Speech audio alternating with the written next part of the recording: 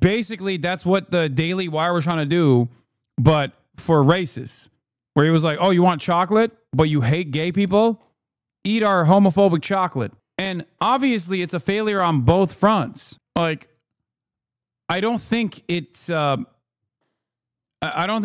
a company actually invested in, I don't know, the queer emancipatory movement or whatever when they do a once a year t-shirt release.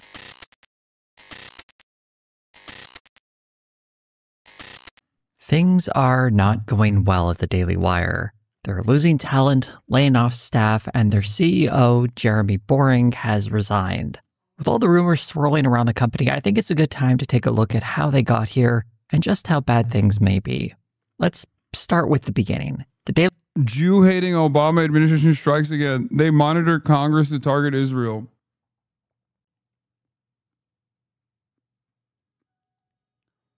Jew-hating Obama administration strikes again. God, I fucking love American media. Just the most unhinged group of charlatans on the planet. Famous hater of Israel, notable Jew hater Barack Obama, only gave $38 billion to Israel on his way out. How dare he? Disgusting. Really messed up. Daily Wire launched back in 2015 from the humble beginnings of being cooked up in Jeremy Boring's pool house. Boring and Ben Shapiro would start the Daily Wire through their LLC, Bent Key Ventures. The Daily Wire found early success marketing its content on Facebook, where Ben Shapiro in particular gained a large following. The outlet got massive engagement for its articles, often dwarfing news outlets like CNN and HuffPost. However, an investigation by Popular Information detailed how much of this engagement was driven by sock puppet accounts that hid their affiliation with the Daily Wire to help spread their stories. Although it violates Facebook's terms of service to do that, the Daily Wire didn't face any real penalties after they were exposed, aside from being asked to mark accounts with names like American Patriot and America First as being run by their company. The Daily Wire also saw growth in podcasting and on YouTube, in part through their aggressive marketing strategy, which included a large number of paid ads. And over time, they began... Everything is fake all the time, dude. Everything is fake all the f***ing time. It's all moneyed interest coming in, flooding the market with propaganda, with the hopes that they can actually target. Like, it's like view botting, right? Why do people view bot? Because Twitch is, much like every other platform, but especially on Twitch, like, it's a very top-heavy platform, right? So when you actually use view bots to get to the top of the directory, real audience members come along as well. That's it. It's literally that simple.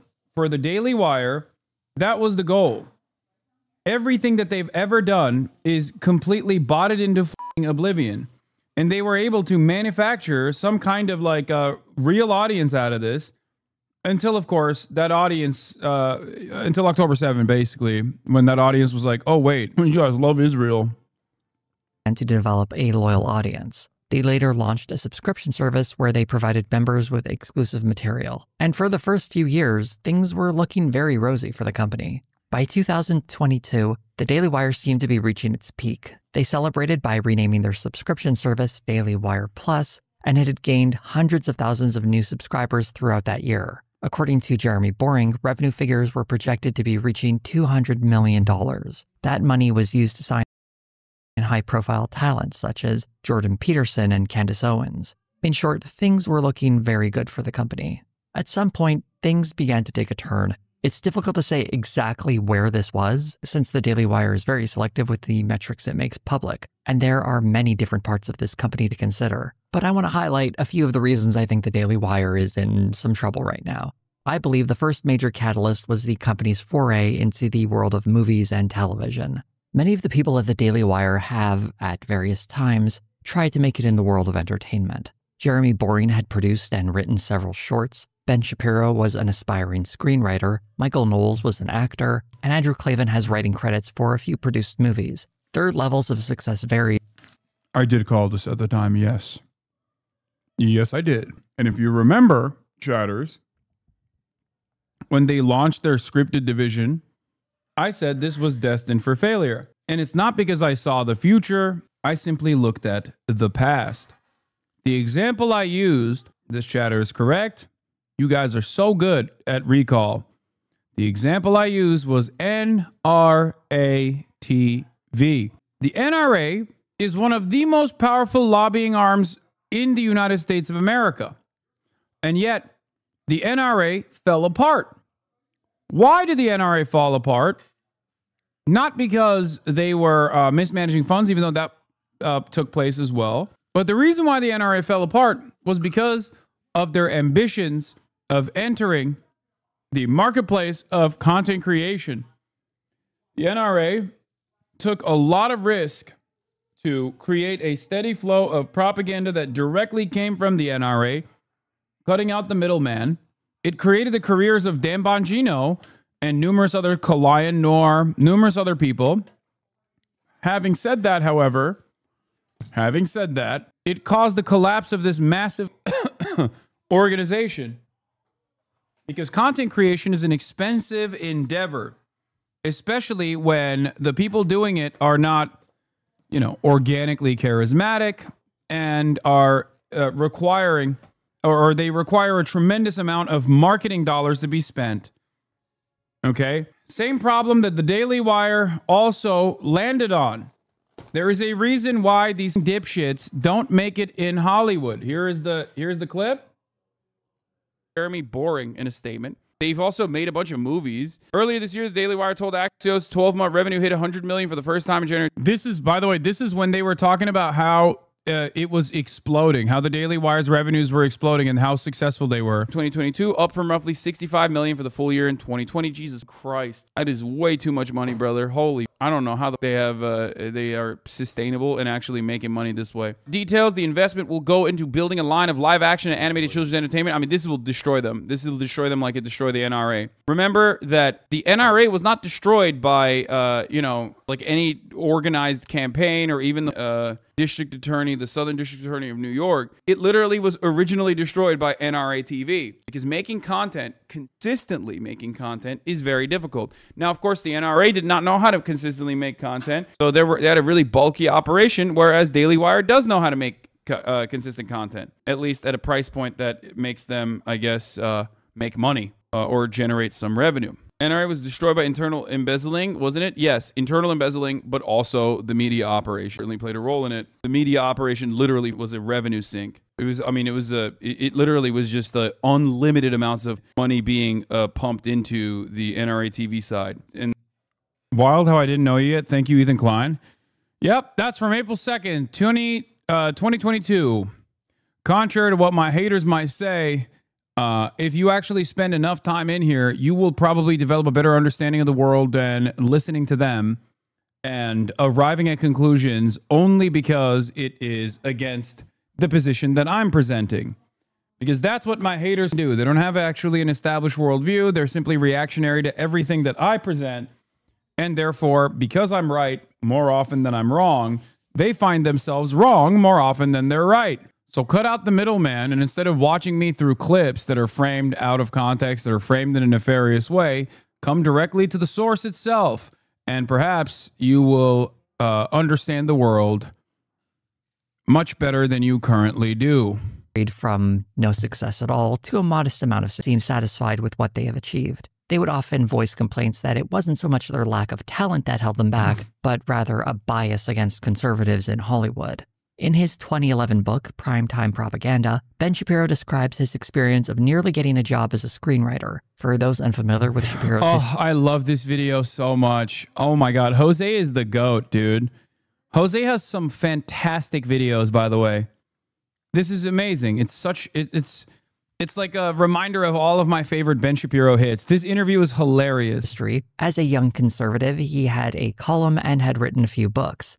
For his fourth book, Primetime Propaganda, he used that public profile to attain access for several interviews with various studio executives. In that book, he describes a brief story about how he had a small opportunity to become a writer in show business. Apparently, several scripts he had written were read by studio executives and agents, and he, as a talent, was being shopped around town for a potential job. Eventually, though, his agent dropped him because of his existing writing credits, marking him as someone that people in the entertainment industry wouldn't want to work with.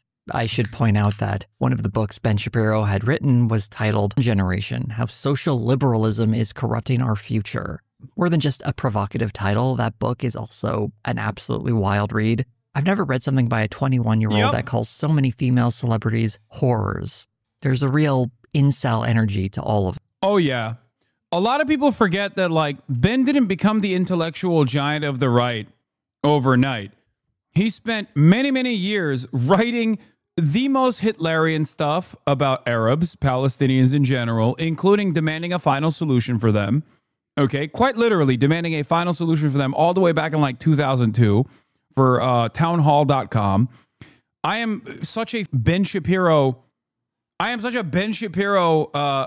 scholar. The Generation was also yet another disturbing book that heavily demanded censorship. Ironically enough, Mr. Freedom of Speech, I used to use this all the time as well. Mr. Free Speech wanted unimaginable censorship with the Generation book, How Social Liberalism is Corrupting Our Future. And it's like incredibly, it's an incel screed. Okay. But who could forget his works of fiction? The homoerotic fan fiction he wrote. I forget what the title of it was. Yeah. The title of the, of course, article from Town Hall is called Population Transfer is Not a Dirty Word, famously. I used to have a running bit where I would translate the speech to German and then read it out in German to help you develop a better understanding of what kind of politics Ben had. He disavows that article, yes. Well, he did. He later disavowed the article while still advocating for everything in the article. Anyway, let's keep going. And a producer for a show like The Good Wife might not want one of its writers having a credit like that on their resume. Here's an excerpt from the book describing a performance at the 2003 MTV. The book is Allegiance. Oh, thank you. It was Allegiance is homoerotic fan fiction of Barack Obama having gay sex, I think, with like the Iranian mullahs. Video Music Awards. True the video Allegiance is going to be playing alongside his words to give you an idea of how outrageous this supposedly was. The competing princesses of Pop-Tart whoredom, Britney Spears and Christina Aguilera, both dressed in sluttish bridal costumes, popped out of wedding cakes, and began singing Madonna's 1984 hit, Like a Virgin. Finally, Madonna made her grand entrance, dressed in black, form-fitting S&M groom outfit. Madonna joined the two former Mouseketeers, and the three gyrated around the... He's so horny when he's writing this stuff. I think in his mind, I have this sneaking suspicion that in his mind, this is the only way that he can actually appreciate this kind of like art that has a hint of eroticism associated with it. So he's like consuming it in anger.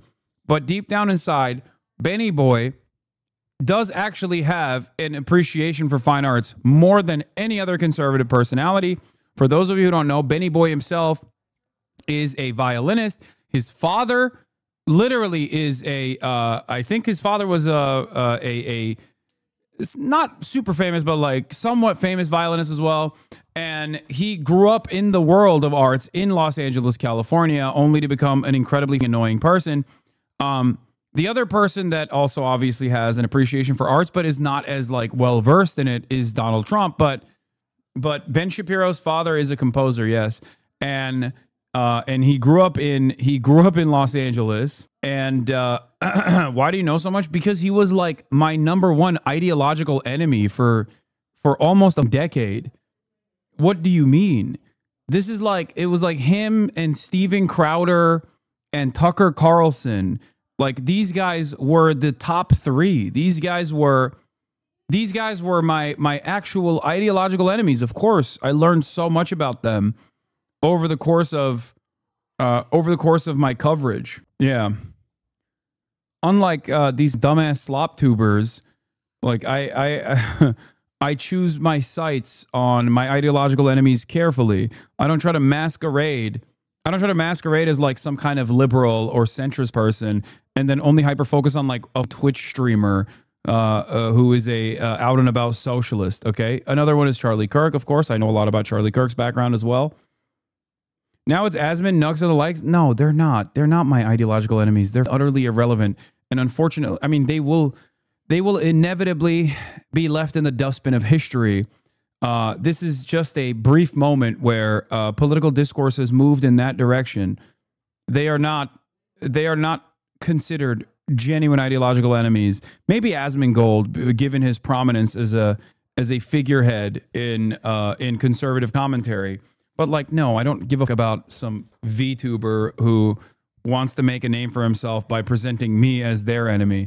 Just as I don't give a fuck about like Sex Pestiny. Those people are utterly irrelevant. They have no real convictions. They have no real firmly held beliefs, or their firmly held beliefs and convictions are not rooted within a genuine interest in changing the world. Ben Shapiro, on the other hand, is a Republican through and through. He is a party man through and through. Anyways, continue. Staged like hookers starved for Johns. He doesn't mention the part where Missy Elliott comes out later on for some reason, but he does go on to say that Madonna kissing Britney Spears and Christina Aguilera turned young girls bisexual.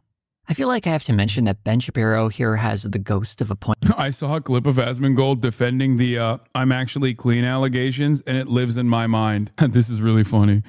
Which fan base is this? I'm gay, white, and racist. Tel Aviv nightclubs. Oh my God. Incredible. No notes. Point when it comes to how women are sexualized in entertainment, but his solution isn't about empowering women. Rather, he calls them whores and says they should promote heterosexual sex after marriage. The irony of this origin story, though, is that Ben Shapiro had more of an opportunity in Hollywood than so many other aspiring writers. He had meetings with former studio executives and offers to develop a pilot. Getting an agent to read your script, never mind being brought on as a client, is a major, major opportunity. What Ben Shapiro never acknowledges is that it was his public profile as a conservative writer that got him these meetings with executives to begin with, starting him on this whole journey through Hollywood. That same public profile being his undoing seems to be lost to him. It wasn't the private ideas in his head, but the very public positions he was taking as a writer. Here's an excerpt from the Primetime Propaganda book. The quote here comes from an agent telling Ben he can't work with him. I don't know if this is a direct quote or if this is simply Ben Shapiro citing something from his memory. Listen, I have no problem with your politics. It's just that my agent started sending your sample around and it got to a producer on one of the shows. He said that he knew who you were and that he'd never work with you. The whole reason I'm even dealing with you is because your writing has that sparkle. But let me get back to you. Because it needs to be said, Ben Shapiro's creative writing is not good. I've done two. It's not. But True Allegiance is the gay fan fiction. But also, listen. It's not like Hollywood doesn't have its fair share of freaks and conservative writers and conservative directors. There are plenty of them out there, okay? It's just you can't be a conservative and suck at the same time, or suck as hard as Ben sucks. That's it. That's it. That's the whole problem here. Videos on that all. Okay, don't you dare disrespect Taylor Sheridan, okay? No. Like, Taylor Sheridan is actually a good example of someone who is both conservative and also doesn't suck as hard. Some of his later work, yes, is not great. But, like, there are moments in Taylor Sheridan's work, there are moments of watchability, okay? You can't say Taylor Sheridan's entire body of work sucks. It doesn't. That's it. Like, Clint Eastwood is a fucking phenomenal example of this, okay?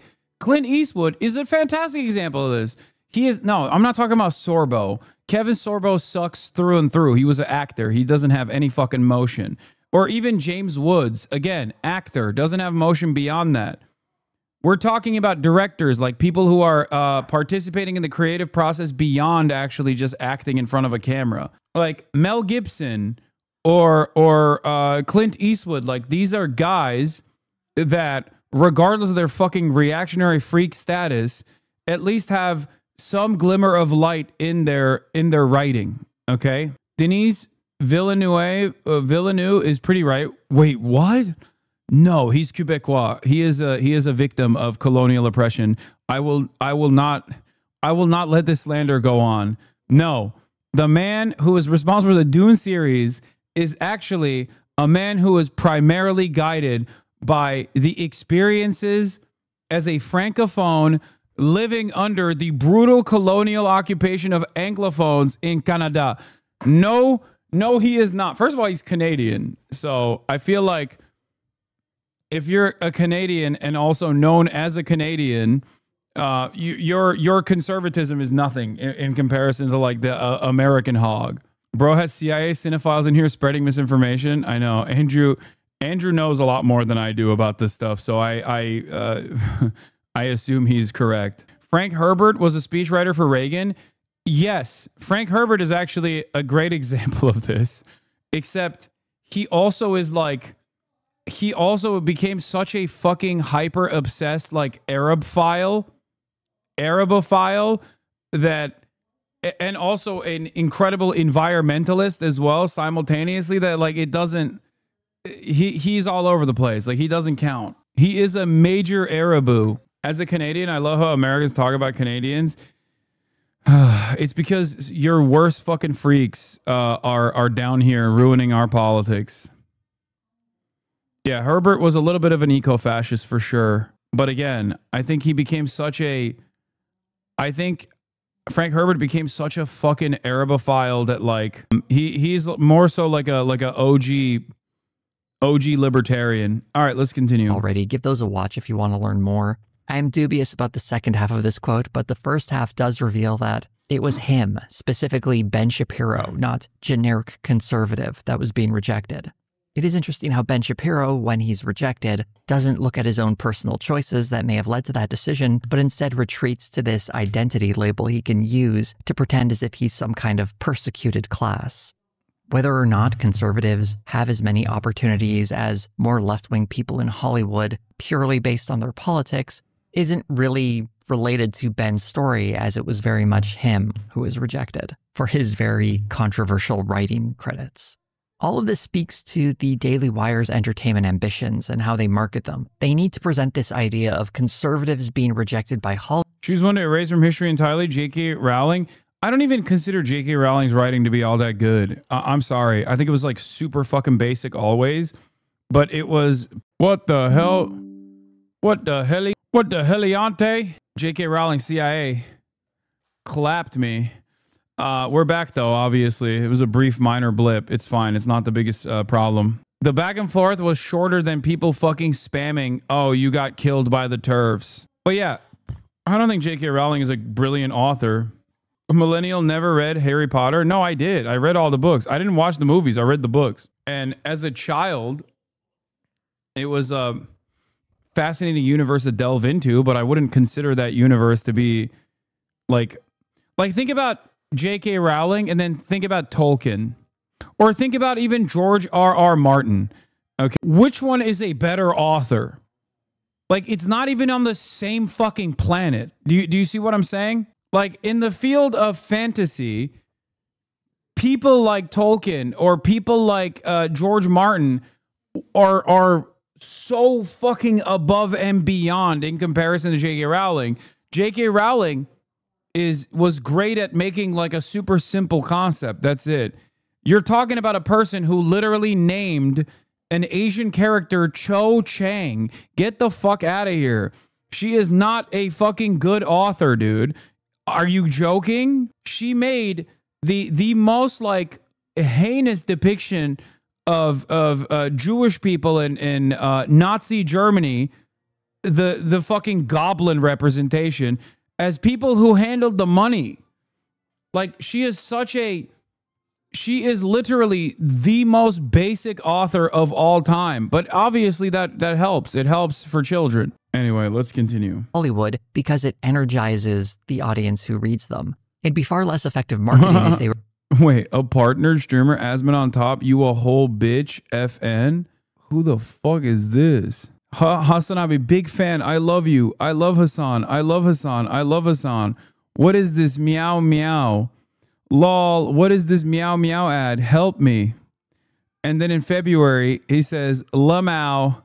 And then he comes back to say Asman Gold on top. I have to look at his clips right now, right? I gotta see something. Speed boosting ass nigga. Yo!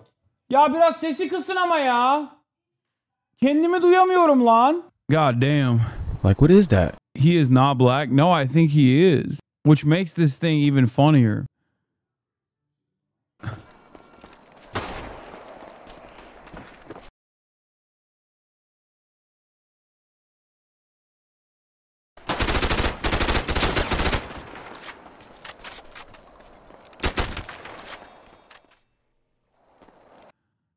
anyway. Yeah. That's crazy, man. You a bitch, Asman on top, FN. Bro, the ultra rare black Asman fan, check his description. He's Mexican. Dude who uses AAVE but is an Asman fan is fucking amazing. Okay? I love that. Respect. Oh my lord. Bro, I apologize. As you guys know, Mexicans are Turks. Flexicans are Turks. But La Raza is not recovering from this. I'm sorry. No recovery. Get baited. W clout. Asmongold on top. Bro, Asmongold thinks dudes that look like you should perish from the national borders of this country. And he's like, Asmongold be like, you're close enough in San Diego. It might as well move to the other side of the border. And this motherfucker's in here being like, riding for him. Oh my lord. Amazing. Bro, the fact that his first clip of him saying the N-word, wait, why would that be shocking? That's the least shocking thing that we found. Hit me, hit me, hit me. Hit me. Hit me. Hit me.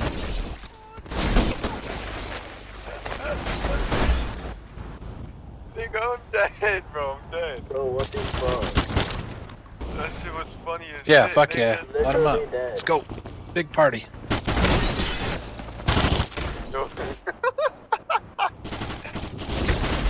Oh shit. Okay, this wasn't him saying the N-word, by the way.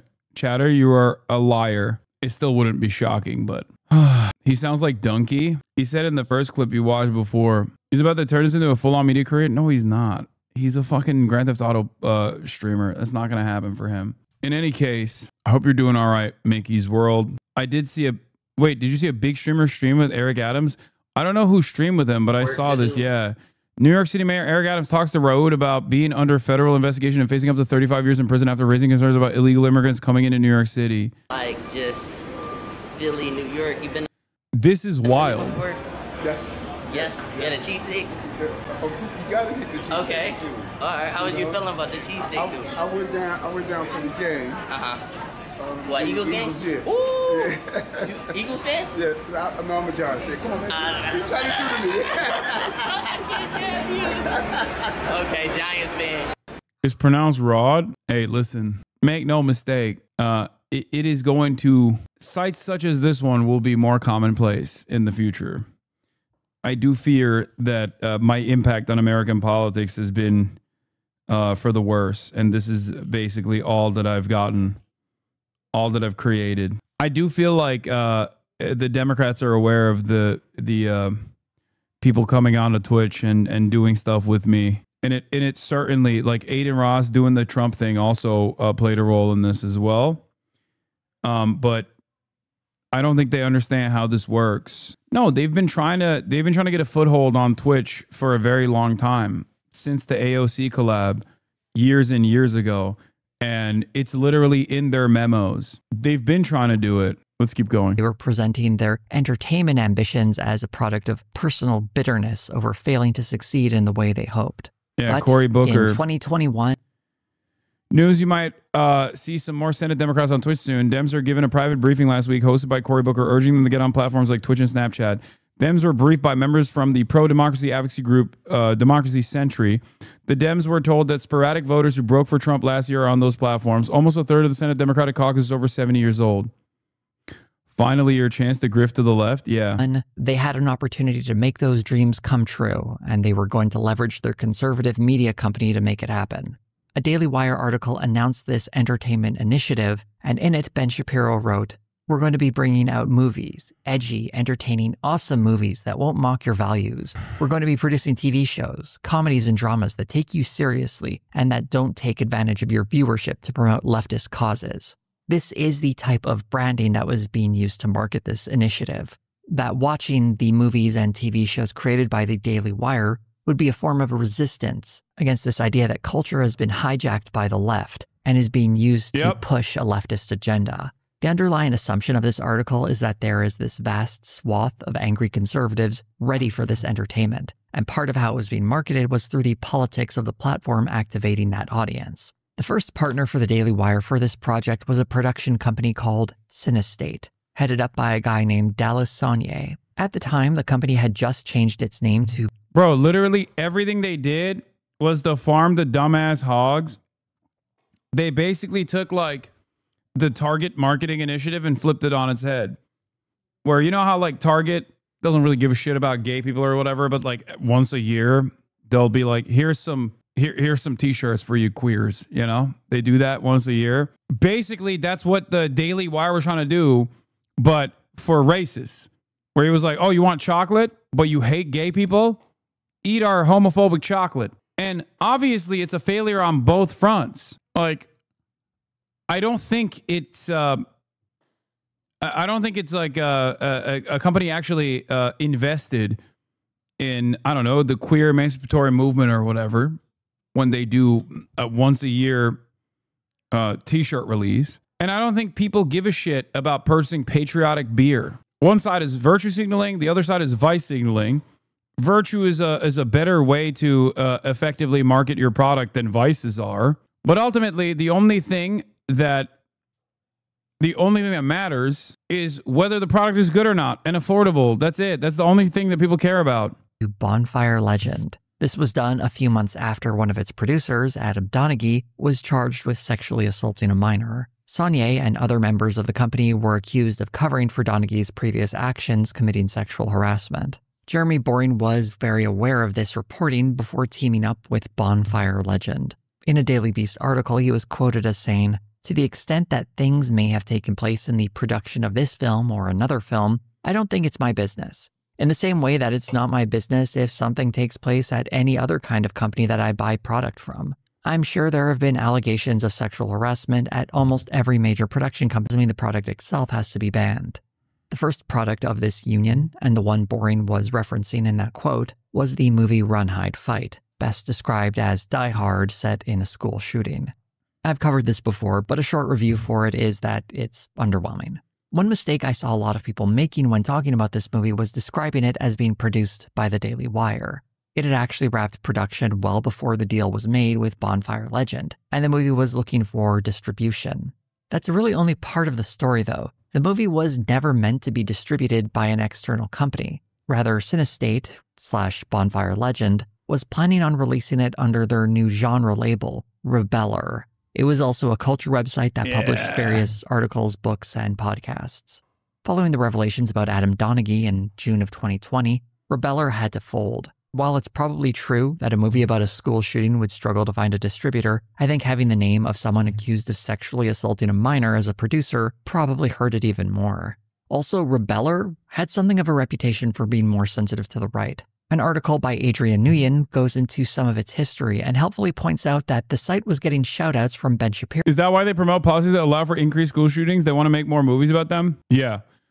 Ironically, Run, Hide, Fight, if the fight part of that is conducted with weapons, it is both simultaneously a way for right-wingers to advocate for more zones where people can have guns, which also creates an environment where there's more school shootings. Because like the whole point behind like right-wingers constantly advocating for ease of access to weapons is because they claim that this will make places safer overall, when in fact, more guns means less safety and more gun violence. Hero over a year before they went into business together. I think it's likely that Cinestate/Bonfire Legend wasn't exactly looking for a brave partner to distribute a challenging movie that woke Hollywood wouldn't touch, but rather they were looking to partner with a distributor that would take on their toxic movie. And the Daily Wire, having no entertainment production team of their own, needed a company that was at least receptive to their politics. So it was a lovely match to make some bland movies. Run, Hide, Fight was released in January of 2021, and while it gets mocked, like all of the Daily Wire's movies, for making almost no money at the box office, that's not entirely fair. In the case of Run, Hide, Fight, the only numbers I could find said that it made a little under $35,000. But it's important to remember that this movie is primarily for online distribution, and while the Daily Wire doesn't share its streaming metrics, they claim to be very pleased with its performance. And I think this might be true. There was a lot of hype surrounding this entertainment initiative when it was announced, and this was their very first movie. Even if the female lead and interracial romance would have branded it as woke had it come from Hollywood, the Daily Wire's audience was ready to ignore that and support this new front on the culture war. No, I don't agree. That's another... I think Jose's analysis is wrong. No, that's not true. That is precisely the reason why Daily Wire... This contributes to Daily Wire's failure. Because every single movie that they made suspiciously also had like Gina Carano, because that was the only recognizable talent in their movies. And Gina Carano is a woman. Not only is she a woman, but she's also kind of a brolic woman. And you know, doesn't fit the gender stereotype that people wanted to see from the Daily Wire. And that was part of the problem. Part of the problem was that a lot of these movies that they churned out also had women in them. If you remember, people were shitting on it. People were shitting on the movies. They were like, what the fuck? Why is this like, oh, well, I thought we were above this whole like female saves the men.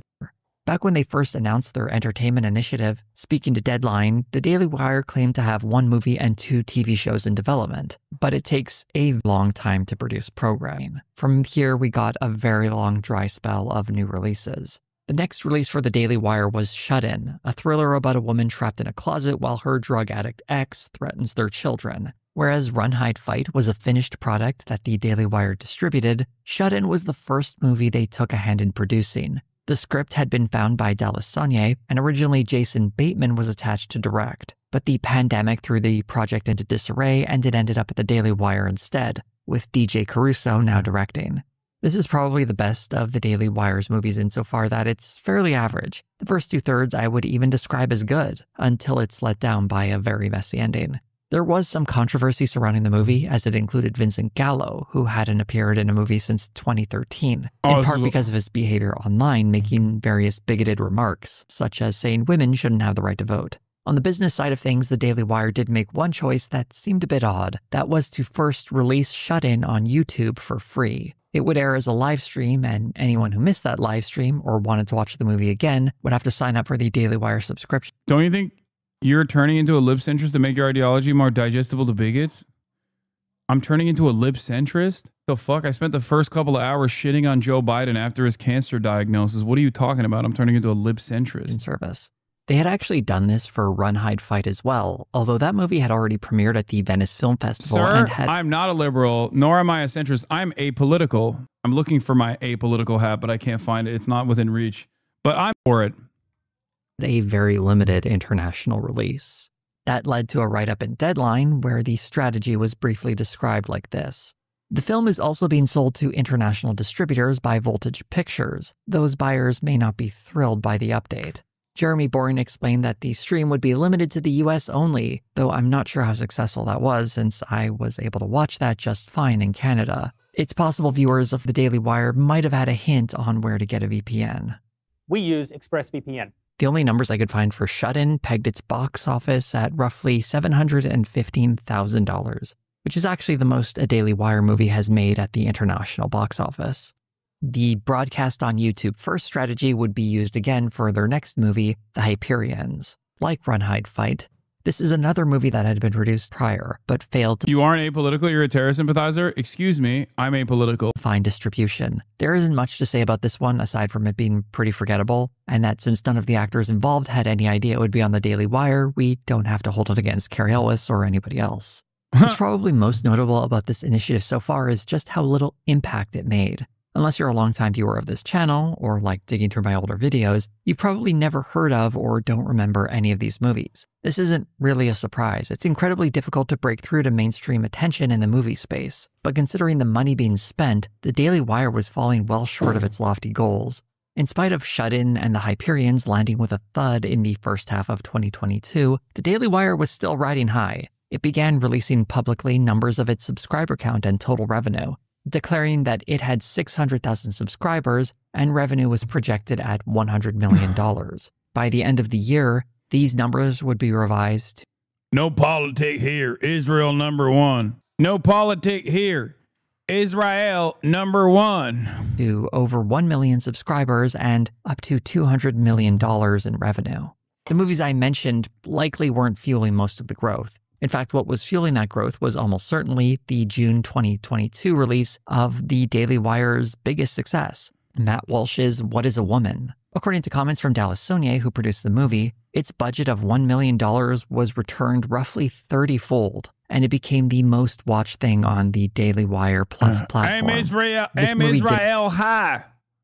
Israel high. Israel number one. That's right. Israel high. Didn't exactly come out of nowhere, as anyone who was on YouTube at the time remembers just how ubiquitous the ads for this movie were. Yeah, oh my God, bro. They fucking pumped the ads so aggressively on this shit, dude. Aggressively marketed itself, with some public examples of spending being tens of thousands of dollars for high-profile articles on their website. This movie almost certainly had a lot more than that spent on advertising. Whatever the cost that went into promoting the project, though, it certainly paid off. While the movie itself is a giant pile of anti-trans misinformation, it was undoubtedly a success for the Daily Wire, and you'll notice it's far closer to what made the Daily Wire famous in the first place, providing a polished sheen to conservative talking points, creating something that looks like a documentary but isn't much more than an op-ed written by someone with a childlike understanding of science. This is what their audience wants. On the other hand, there was another June 2022 release from the Daily Wire that was far less successful, the movie Terror on the Prairie, starring Gina Carano. This Western was meant to be Carano's big debut in a starring role following her dismissal from Disney after she compared being conservative in America to being Jewish in 1940s Germany. Carano had made those remarks in 2021 and was quickly signed by the Daily Wire to star in 2 movies for them. The first movie, more like being a Jew in America in the Upper East Side in 2025, where everybody is Hamas. That's right. The only people that are as attacked as the American conservative are the American Jews. Do you know how many times I walk past free parking signs and I think to myself, this must say Free Palestine? Do you understand me? Do you know how terrifying that is? I'm already terrified because I walk down the street. I'm walking. That's already terrifying for me because I can't even park my F-350. I can't even park my F-350 in the goddamn parking lots. It's too big. It's too big. It's too based. It's too American. Okay? And then I see Mexicans everywhere, which is also terrifying. Who knows what they're up to? Probably illegal. And then Hamas propaganda everywhere. It was supposed to be titled White Knuckle, but it was put on hiatus after COVID vaccine requirements for filming led to Carano pulling out. Instead, the Western Terror on the Prairie would be developed instead, as it was shooting in Montana, a state with less strict regulations on vaccinations for a film set.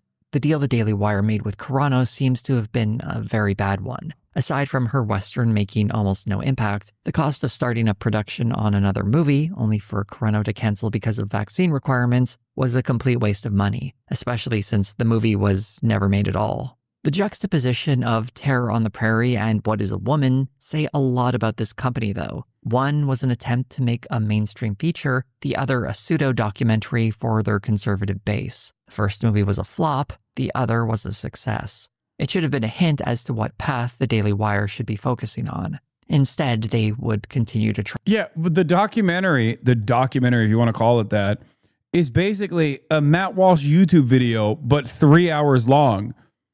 That's it. Yeah, they should have leaned into making YouTube videos that are more expensive to make, I guess, instead of trying to make like works of fiction. Try walking down both. At the end of June, the Daily Wire hosted a massive presentation where they announced Daily Wire Plus, a rebranding of their subscription service, I suspect to sound like Disney Plus.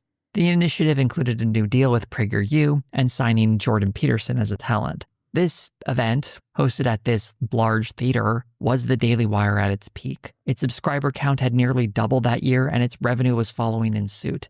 Immediately using... I call cap on this too, by the way. I think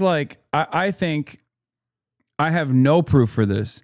I have no evidence for this. But given the downfall of the Daily Wire and how swift it was, I suspect that the first year subscription number, a little massaged, maybe mass purchasing of subscriptions from a financier, for example.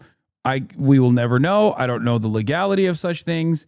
But I do personally believe in my heart of hearts, with no evidence for this whatsoever, with the exception of how fast their rise and fall was, that they may have perhaps massaged the numbers a little bit to make it seem like they were raking in the revenue, because there's no world where they are spending this much money, okay?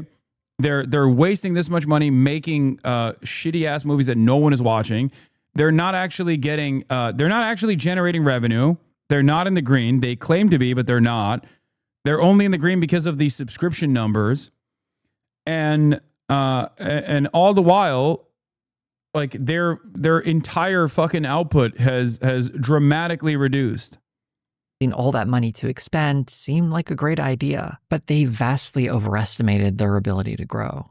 After Terror on the Prairie, we wouldn't get another original movie from the Daily Wire for 1.5 years. And so far, it's the only one we've gotten since then. And that's the movie Lady Ballers. This anti-trans movie is the most cynical admission of what the Daily Wire's entertainment division would devolve into, playing to a conservative audience as the Daily Wire staff act out their Hollywood. You're being a hypocrite. Everybody knows 80% of your subscribers are financed by Clutter. This is true. I would not have a career if it wasn't for the beautiful nation of Qatar. Okay, let's be real. Everybody knows my biggest funders are the state of Qatar. Ambitions. The animated series Mr. Bertram is more of the same. This was While also earlier a massive efforts failure. were mostly forgettable, these newer ones are outright embarrassing. It's a clear example of amateurs producing long, boring comedies about sad men giving off intense divorced guy energy. That being said, burning her a gift. Thank you. Coming in straight from the wonderful state of Qatar. Though, in the case of Lady Ballers, Jeremy Boring would describe it as the second most watched piece of content on Daily Wire Plus. As miserable as that movie may be, much like What is a Woman, it reflects what this particular audience wants. And it's very different from that attempt to reach the mainstream that were initially part of the Daily Wire's entertainment initiative. I never would make a movie for political purposes. I feel like movies have been political for generations, but I feel like when things get overtly political or agenda pushing, I tend to believe that it hurts the artwork. Had this been the Daily Wire's game plan from the get-go, I think things would have gone very differently. But as it stands, they spent a lot of money to get like where Batman or everyone Halo. Thank you for the imagined they were 7 going to gifted. go in the first place. But while these movies and TV shows could be considered a modest failure, there was one major entertainment initiative that was a far bigger failure for the Daily Wire, and that's its kids' entertainment strategy. This was announced back in March of 2022 as the Daily Wire bravely declared it would invest $100 million over the course of 3 years to create kids programming. Much like their earlier entertainment initiative, this was also marketed as entertainment that didn't include leftist messages that were attempting to brainwash. This, I swear to God, I invented this. Early fans of the show know I used to have a bit where I would make fun of like conservatives being like, these children's stories are too woke. Sharing is caring. Fuck that. That's communism. And they unironically did that. Like they literally did that. It's like, be kind to your neighbor. How about you fucking fear your neighbor? Okay. What do you mean be kind to your neighbor? It's stranger danger all the way, baby. Especially if they look Mexican. People. To succeed in our effort to create a true news and entertainment alternative for the millions of Americans who are tired of the hegemony of the woke giants that want to preach radical race and gender theory to our kids. We're not here to teach the kids in the guise of entertainment. This is entertainment with a capital E. Rob Schneider is a true entertainer. After this announcement, it would be a year and a half, no, he's October not. of 2023, before we saw this kids streaming service, Bent Key, come to fruition. There was a minor bit of controversy when the streaming service's flagship series, Chip Chilla, was accused of being a Bluey ripoff. New TV series Chip Chilla is being dubbed a bootleg Bluey. There were also fears that these shows would contain conservative brainwashing that were largely overblown, as most of these programs were bland, generic kids' entertainment. After the launch of Bent Key, no one really paid much attention to its lineup of original titles and licensed kid shows. I kept an eye on it myself to see if its metrics ever changed, and the few I could spot weren't particularly encouraging. When it first dropped, there were a flurry of downloads for the Bent Key app, and these were almost certainly largely members of the Daily Wire audience with kids or those who simply wanted to support the platform. While the Daily Wire wouldn't release how many people had subscribed to it, we could at least check the Google Play Store, which had the slightly vague metric of 50,000 plus downloads listed on the app's page. The Apple Store likely had similar numbers, as the app had similar reviews on both storefronts. It would be over a year before that number went from 50,000 plus downloads to 100,000 plus downloads. In all likelihood, there are probably less than 400,000 downloads for this service, and we have no idea how many of those free downloads led to someone actually purchasing a $100 annual subscription. Even if every single person who downloaded the BentKey app purchased a $100 subscription, that still wouldn't even reach half of the 100 million that was pledged for the service. But the real kicker here is that these numbers and estimates I'm giving are way too generous. Because while it's true it does cost $100 for new subscribers who are getting BentKey for the first time, if someone is an existing Daily Wire Plus subscriber, they got BentKey for free. With BentKey's download numbers dwarfing the subscriber count of Daily Wire Plus, we could only really guess at how many Daily Wire Plus subscribers got BentKey, but I imagine since they were the first ones to hear about it and most of the downloads for this service seem to come in its first month, most people who are using this service aren't paying for it. I doubt there's any way this massive investment made any sort of profit. In fact, it almost certainly cost the company millions, if not tens of millions of dollars. The irony here is that as a streaming service offering entertainment, BentKey shows a lot of lessons learned. One of the biggest problems with the Daily Wire Plus, presenting itself as some kind of hub for entertainment, is that it only has a few movies. The overwhelming majority of the stuff on there are conservative documentaries or video versions of their podcasts. In short, it's for people who want conservative news commentary. Sticking a couple of movies on there isn't going to make someone think they should get that instead of Netflix unless they want that conservative news commentary. No one signs up to Netflix to watch one movie a year. That part only happens when you forget about your Netflix subscription and it auto-renews because you keep forgetting that you have it. BentKey actually made an attempt to provide volume with a decent number of titles at launch. Of course, it was hurt by the fact that no one really knew what most of these titles were. And with services like Disney Plus actually having shows and movies parents have heard of, there's no reason to take a chance on a streaming service with shows that have no cultural footprint in your primary market of the United States. The one high-profile show they did eventually add to the BentKey service was the original G.I. Joe cartoon, which is something people have at least heard of, although it seems like it's more for dads looking to relive their childhood than something a kid would be into. One move that might have helped salvage BentKey was when they announced their own version of Snow White. Yeah. It was a bit baffling a move because it was done entirely despite Disney, which is part of how they got in the whole BentKey debacle to begin with. But by attaching a conservative personality like Brett Cooper to it, they could maybe tap into that same resentment that made a movie like Lady Ballers a hit. But it seems like that movie might never happen for several reasons. The first one being that in... This is the worst part about the Daily Wire's fall from grace and turning into the Faily Wire is that we'll never see our queen as Snow White. Yes. Brett Cooper, also known as Femme Shabibo, left the Faily Wire. In late March, it was reported that the Daily Wire laid off a number of its staffers, specifically in its kids' entertainment department. I guess they could do reshoots with Ben in a dress, if we're being real, considering there's not much daylight between the two, in terms of looks especially. So I don't know why they didn't just keep going with Ben in drag, but... Nicole, who left the Babylon Bee to help develop programming for the Daily Wire, confirmed that everyone who created original programming for BentKey got laid off. The Snow White movie had another big problem as well, as its star, Brett Cooper, had left the company a few months earlier, and we have no idea how far into production that movie got before her departure. More on that later, because I should also mention the other big entertainment investment the Daily Wire made, the Pendragon cycle. The rights to produce a series based on the Pendragon cycle books was announced in 2022, alongside a new plan to adapt Atlas Shrugged.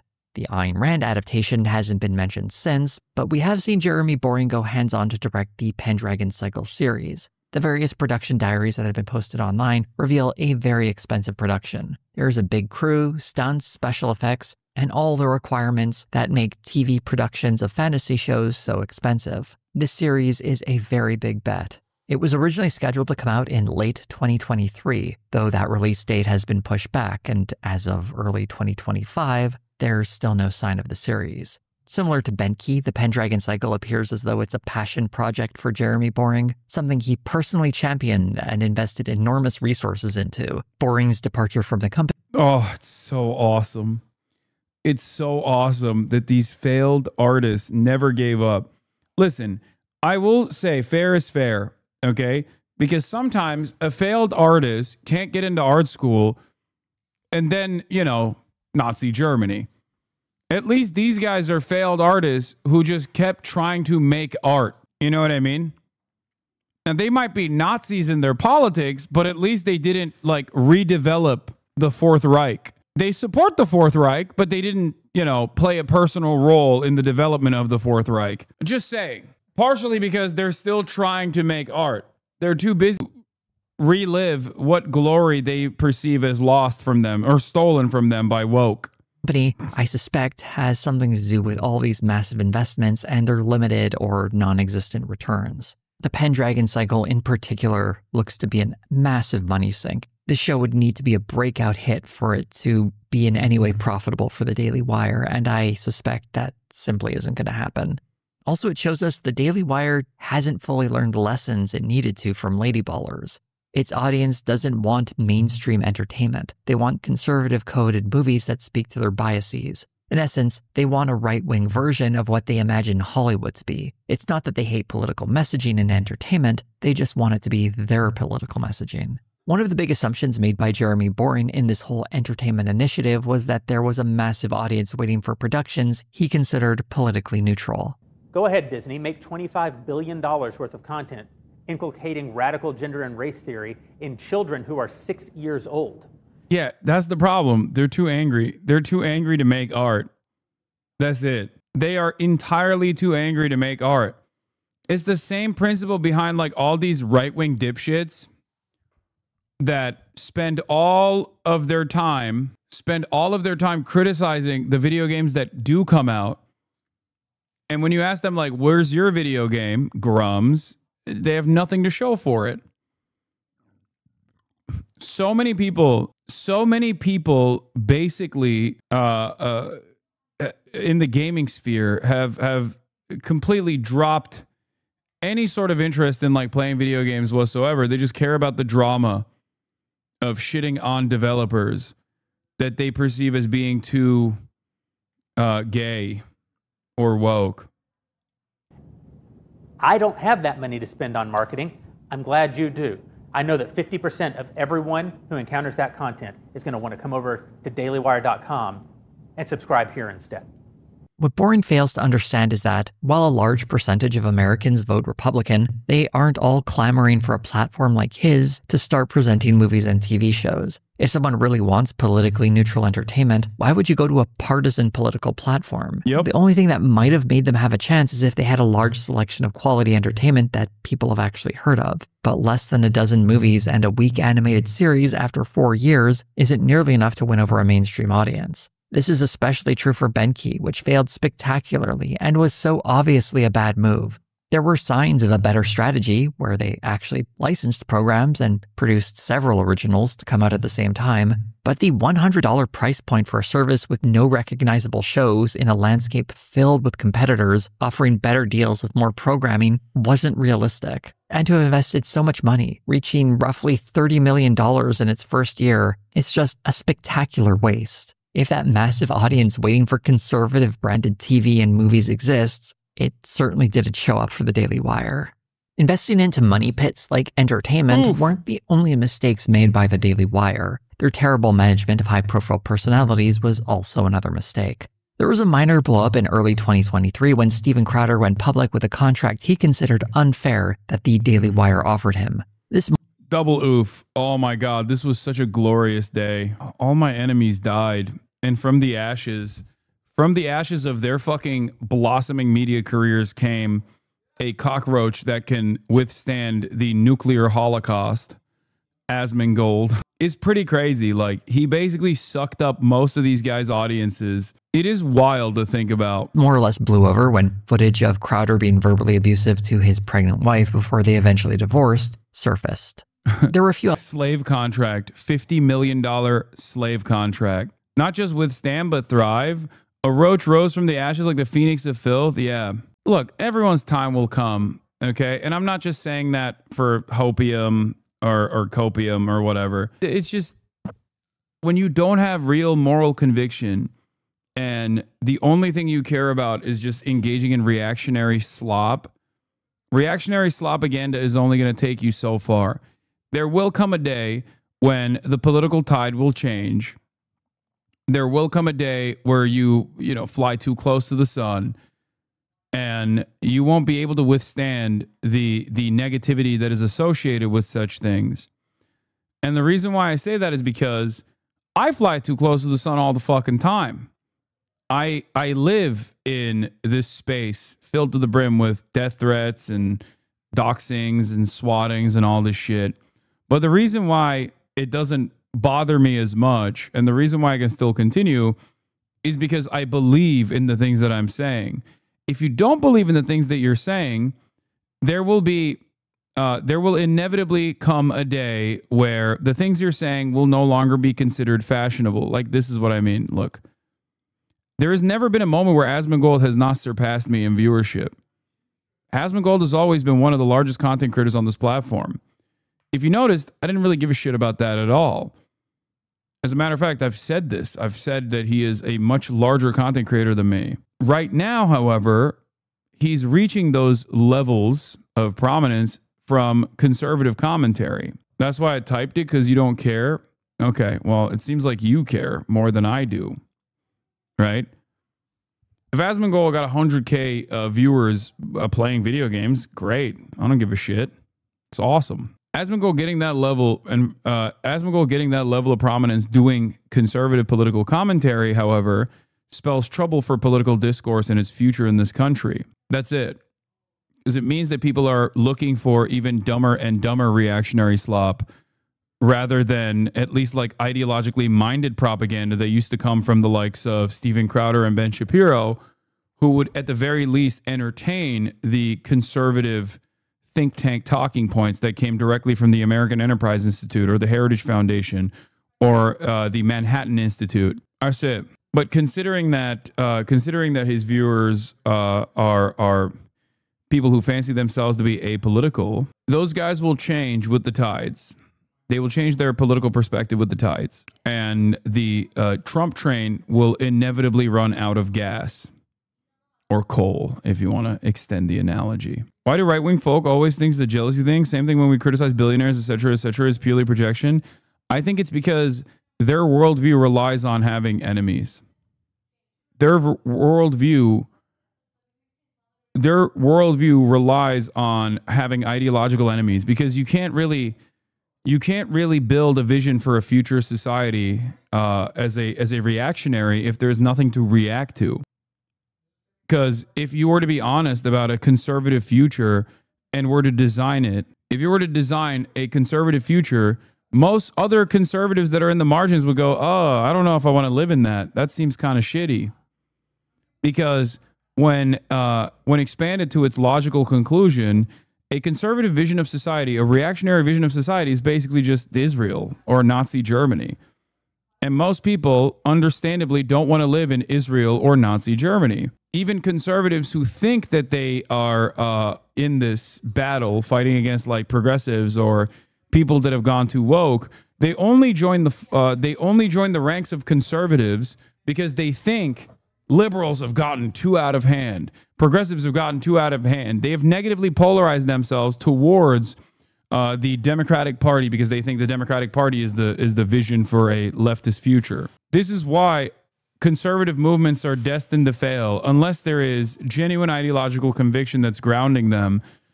And I don't think there is. I mean, I'm sure there's like some real ass Nazis in there in those groups, but for the most part, I think it's an ideology destined for failure. Elements of this feud between Steven Crowder and the Daily Wire I want to highlight, particularly a phone call you recorded. What is this? Ollie ever Kobe Unleashed. Maybe you should have shown some more Houthi music videos. The tide would change faster. What? Chatter, what's interesting about this is you're in here mentioning him. You're the one who mentioned him. And you're not him. Like, I'm a content creator. You're a chatter.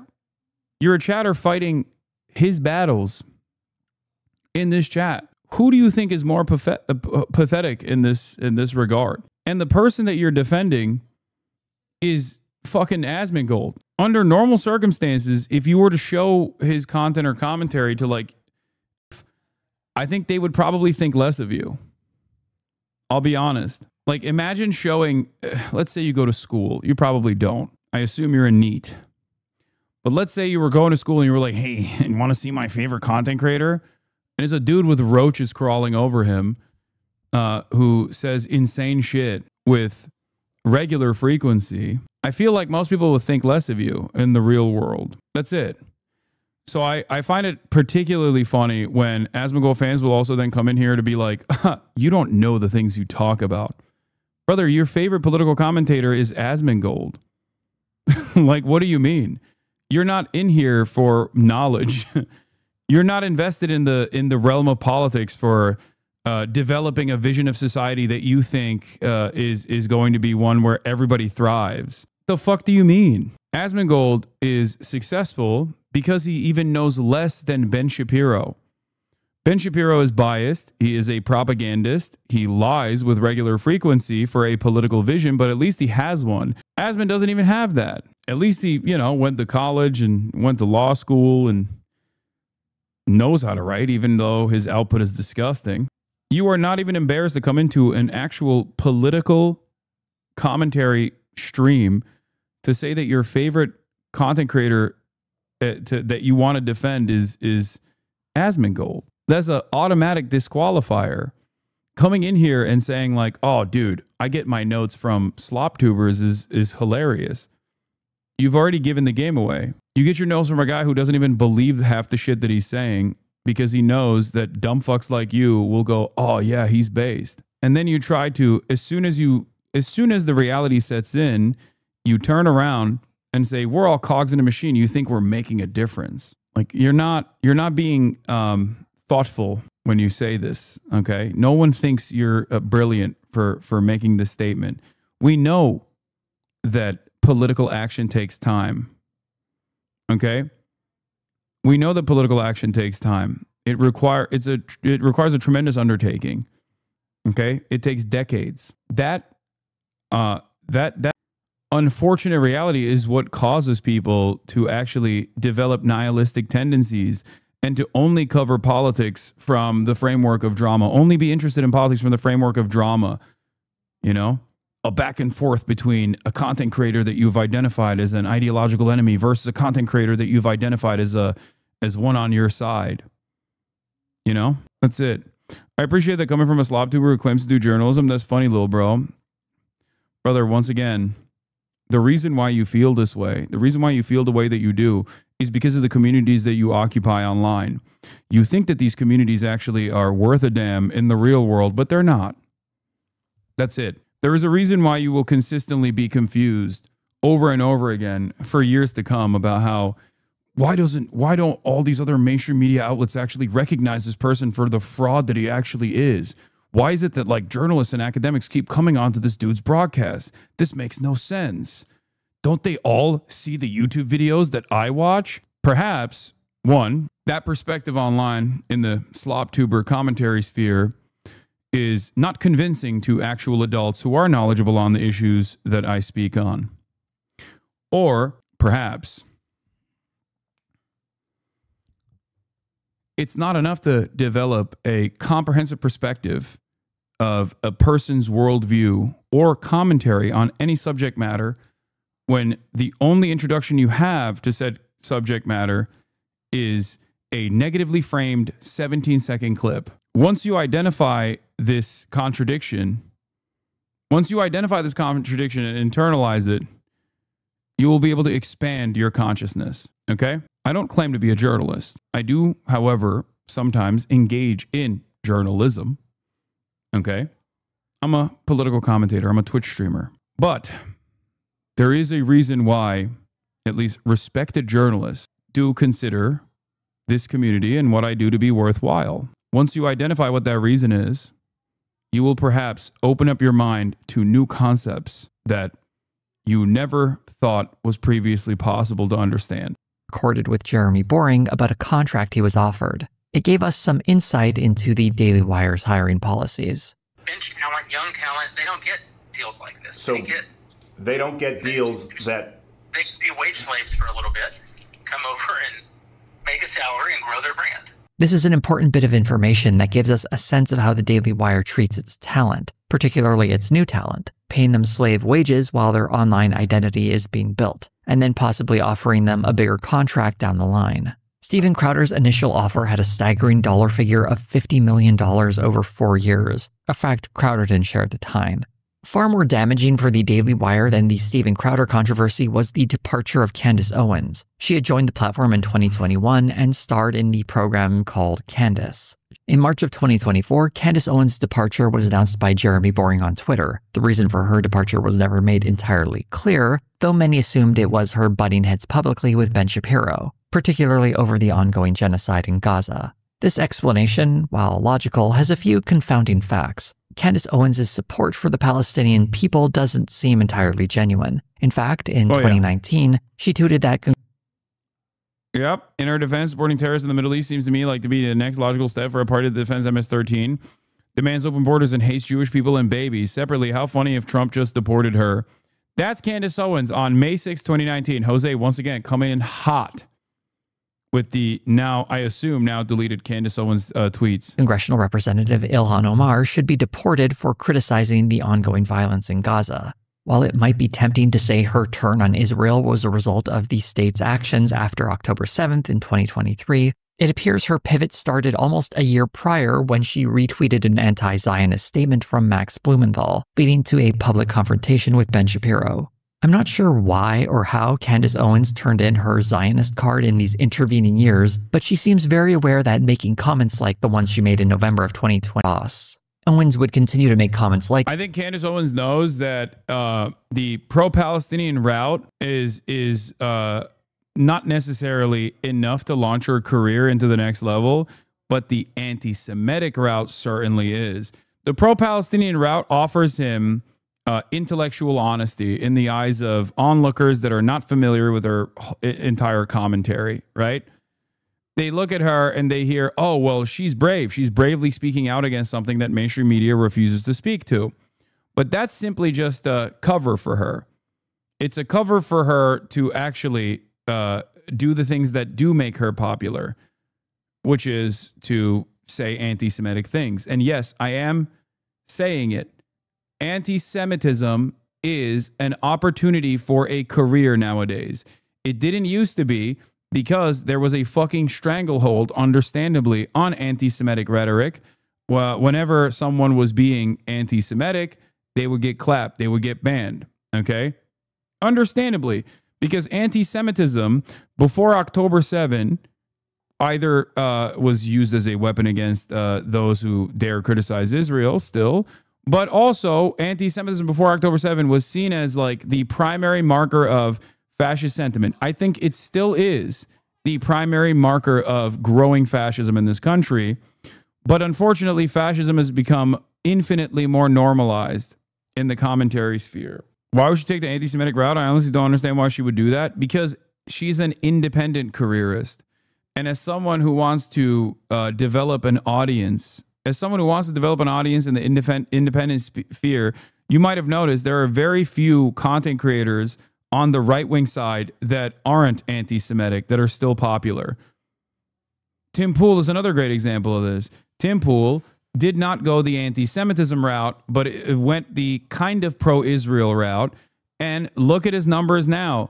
Virtually the entirety of the right-wing audiences want someone to, at the very, either A, attack people like myself without actually showing their full perspective on the matter, Asmongold, okay, or even go so far as to, you know, say heinous shit about Muslims all the goddamn time, or they want people to come across like they are straightforwardly anti-Semitic and anti-Israel. It's very difficult to be right now. It's very difficult, I think, in the right-wing commentary sphere to be a pro-Israel content creator, especially for younger audiences. They've completely dropped it. Right-wing audiences have most audiences under a certain age demographic have completely dropped support for Israel. It's over. I don't pay attention to the numbers that Tim anyway. Like these until eventually she left the company. Literally the only thing I type about is how identical Asmongold chat and Hasan chats are, and how identical Asmongold and HasanAbi are streamers who cater to the hive mind chat. Ironic because you're in here, but if you were to actually show a point of contention to Asmongold in a similar vein, he probably wouldn't pull you up. He would probably ban you.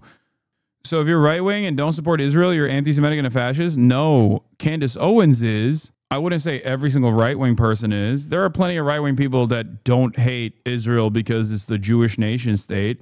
They hate Israel because they see the fucking dead babies and they think that's really fucked up. Or they see the dead babies, they think it's really fucked up, and it's additionally fucked up because it's being paid for with our tax dollars, and they can't stand the arrogance of Benjamin Netanyahu and other pro-Israel accounts or pro-Israeli politicians that come out and actually undermine American civil liberties at the behest of Israel and its objectives, its policy objectives. There are absolutely right-wingers that are agnostic in terms of their analysis of Jews or whatever, but simultaneously fucking don't like what Israel is doing. It's totally understandable, dude. What do you mean? There's only so much death and destruction that the average person can look at and go, yeah, this is fine. This is totally acceptable. This is great. There are rumors floating about saying that she wanted to get out of her contract or that some sort of gag order was placed on her, but it's been difficult to confirm any of that. And it's quite likely that Candace Owens is happy to play into controversy that raises her profile. What is undeniable is that Owens' departure is a huge... Go look at it. Asmongold's chat never stops talking about Hasan. Hasan's never stopped talking about Asmongold. Asmongold's chat never stops talking about me because they have no other way of understanding politics. They have to see it from the framework of drama. My chat talks about Asmongold every now and then because he says some fucking insane shit as a prominent right-wing content creator. That's it. Also, most of, like, he has Hasan emotes in his fucking chat. I don't have Asmongold emotes unless you think the Roach emote is an Asmongold emote, in which case, you know, that's just a universal one. Like, you're talking about a group of people whose political understanding is like what women lead in a fucking video game. That's not real politics at all. Of course they're going to fucking constantly talk about me. I am the #1 beacon for people who don't... I'm the #1 beacon for people who don't actually have any, like, real worldview or moral convictions, but simply hate everything that they consider to be woke and DEI. Huge loss for the Daily Wire, as she has gone on to have massive success since leaving. She is getting millions of views on her YouTube channel, which mixes celebrity news and absurd conspiracy theories. Another talent the Daily Wire lost was Brett Cooper. While Owens was a known commodity before signing with the Daily Wire, Cooper was more or less plucked from obscurity. Some producers at the Daily Wire created the format for her show, and then she was... Yeah, I had the international media talking about me too, but that's not the first time that Asmongold's been talking about me, and that's not the first time that they used my face as a fucking emote in their community chatter. It's been going on for quite a while. For someone like... Listen, dude, look, it's this simple. Are you ready for this? For someone like Asmongold, who presents himself as apolitical or nuanced or a centrist, while also doing right-wing commentary, he can't just come out and fucking repeat American Enterprise Institute talking points, because that's fucking boring. And most of his audience is not invested in that. That's why they analyze Trump from the perspective of content. They're like, oh, he's the content president. He's doing so much content. If you do not have a larger scope of understanding, a framework of understanding that, like, Trump's actions are probably going to impact you in a harmful way, then you look at it because you feel from your position of privilege, which is not even correct. You're not even privileged in that regard usually, but you feel like these are policy positions that you're sheltered from, and it's simply actually destroying your ideological enemies, the wokes of the world, the DEIs and shit. And that's precisely the reason why you angle your commentary from the framework of constantly being at contest with someone who does care about about being an opposing figure, an ideological enemy to the Trump administration. That's it. That's it. That's all it is.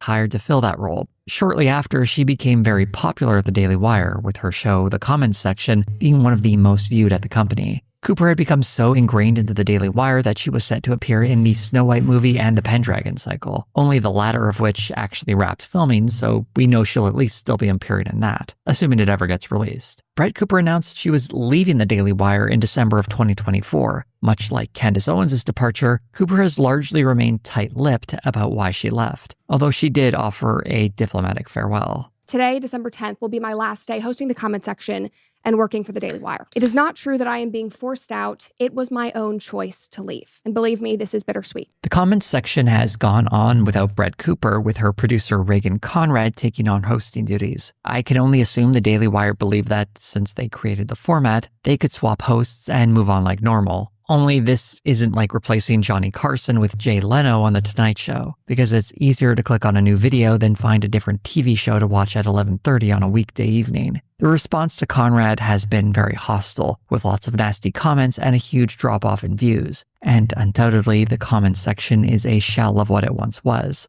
This cynical host swap is very much what you'd see on Fox News or some other traditional media outlet, completely misunderstanding the digital space and the importance of personalities. What's funny about Brett Cooper's goodbye is she expresses this vague desire for new challenges and new endeavors. I am ready to take on a new direction, both personally and professionally. This means new challenges and new endeavors, which I will share with you soon. Apparently, this means starting a YouTube channel where she is doing more or less the exact same show, but probably keeping more of the money. Much like Candace Owens, Brett Cooper started her own independent show and is racking up some very impressive numbers, mostly talking about celebrity culture with an embedded right-wing framing. The Daily Wire must look at these numbers and regret their mistake in letting Cooper go. Whatever she might have been asking for, they probably should have paid it. I can't help but think about the contract the Daily Wire offered Steven Crowder, and I wonder if Candace Owens and Brett Cooper noticed it too. Were they not being offered the big $50 million? Did they simply grow frustrated working to build up a company neither of them need? Or perhaps they believed they deserved ownership of the show that is built around their talent. All we can really do is speculate, but the important... They lost two of their major talents, and the last remaining major talent is Matt Walsh. And Matt Walsh is in a unique predicament as well. I think a big part... Number one, they tried to do blue chip, big ticket, big budget Hollywood productions. That's a costly endeavor. You don't have the audience for it. You're not going to be able to get into it because you don't have the talent for it. That ate away at the healthy runway that they had created for themselves, which I speculate they got from big donors by way of subscription revenue, right? Then they lost Brett Cooper, who was a genuine talent, a rising talent, even though she was astroturfed into that position of prominence. It doesn't matter. She legitimately became a talent on her own. Same with Candace Owens. And the last one that they have that remains is Matt Walsh. It's kind of interesting because, like, at least Candace Owens and like Brett Cooper, they do have a decent way of understanding the world of commentary and like slamming their political perspectives into culture issues that people care about, leaning heavily on the algorithm. Whereas Matt Walsh makes his money when Matt Walsh basically makes his money entirely from being a hateful little bigot, like a hateful little monster, right? If Brett is AstroTurf, you're AstroTurf. I don't think you can compare the amount of money spent on Brett Cooper to develop her as a talent at the Daily Wire to the, I mean, no money that was spent on me at TYT. Like, I became a notable figure in political commentary after I left the Young Turks, not before. Whereas her content was basically created partially because they looked deeply into the type of content that I was making, the type of content that was successful in the realm of political commentary, and basically build a fucking set for her to make it seem like she was talking out of her bedroom. Part for the Daily Wire is that two of their major talents leaving meant a big drop in viewing numbers. and quite likely a loss in ad revenue and memberships. Although not as high profile, another failure at the Daily Wire was its publishing line. Launched in You guys are the ones that astroturf me, I guess. I'm grassroots in the most honest sense because my primary source of revenue is you. Watchers who subscribe, who don't even need to, but simply choose to subscribe or gift subs. That's the only form of revenue. I don't run any ads. I don't even fucking, I don't even farm revenue off of my VODs. I let people literally make money on their own if they want to, off of my VODs that they will re-upload onto YouTube. I say no to advertising all the time. Part of my commentary already limits the amount of ads that I can get. Okay? Like, that's it. I'm in bed with big chatter. Exactly. And Qatar, of course. The glorious nation of Qatar. And the emir of Qatar. What? Please explain what's a genocide and how is Israel doing it? Yeah, here. This is... There you go. How do I respond? Watch this video. Is Israel doing a genocide? It'll be like I'm responding to you directly, chatter.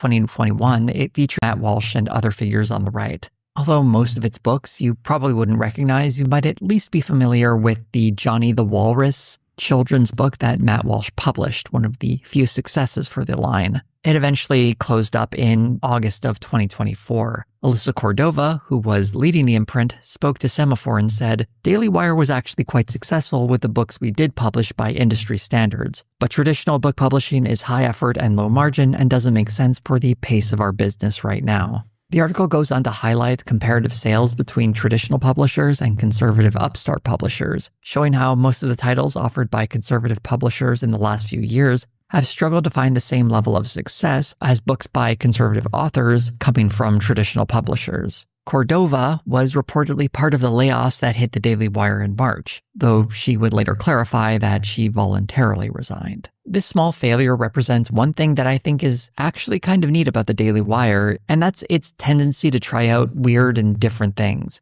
What other media company lets its hosts sell board games they make, advertise novelty cigar brands, start a random sports channel, sell weirdo plushies or candles that smell like a monastery? But the reason most companies don't do this is because it's obviously a huge waste of money, because it's hard to find an audience that wants to buy and watch all of this. When researching the Daily Wire, one of the few sources of actual numbers for their inner workings usually comes from Axios, specifically from articles by Sarah Fisher. Unlike a lot of other sources that speculate based on announcements from press releases, Fisher seems to have an in with Jeremy Boring. In fact, Jeremy Boring stepping down from the Daily Wire was an exclusive.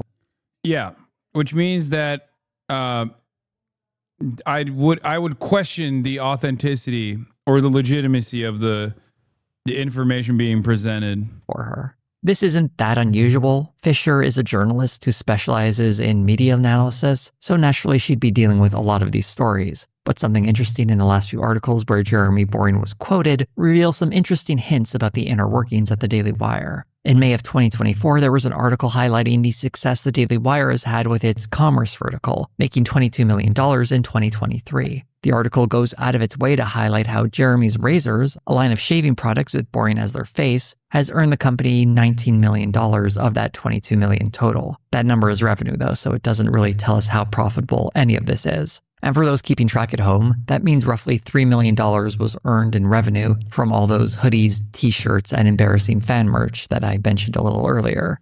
That's okay.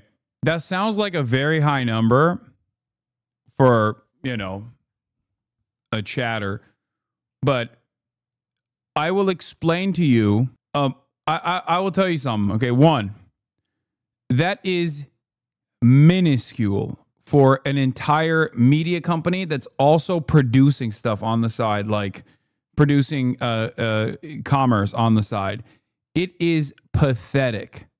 Okay, especially when you consider what their profit margins might look like. It's impossible for them to be turning profit here. It's virtually impossible. Their overhead is so much more costly. Okay? If that's their revenue numbers, their overhead is probably so much more costly. And the other thing I will mention is this.